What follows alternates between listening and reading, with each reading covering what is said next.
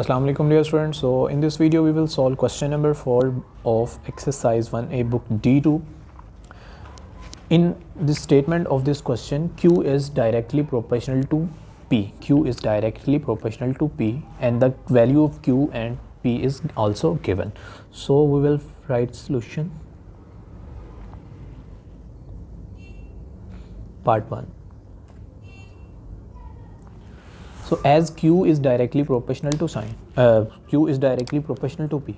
So we will write Q and the sign of directly proportional then P. So as I told in previous video that if we remove this proportionality sign, then we will write equal sign and then a constant K then P. So as the value of Q is 28, so we will write 28 in the place of Q, equal sign, as K is unknown, so we will write K as it is, and then the value of P, that is 4. So K is multiplying with P, so we will write K multiplied by 4. Now, so as 4 is multiplying with K, so it will be divided by 20, it will be 28 divided by 4 if we shift this to the left side. So K will be equal to 4 7s are 28, so the value of K is 7. So now we have to write the equation that is so now we have to express Q in term of P. So this is an equation that is expressing Q in term of P. So Q equal KP. So we will write Q equal K. What is the value of K? 7 and then P. So this is an equation that is connecting Q and P. Now in second part we have to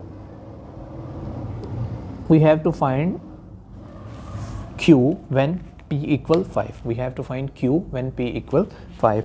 So second part,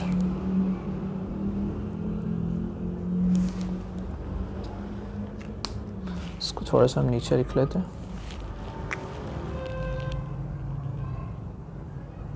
So we'll use this equation, that is Q equal 7 into P.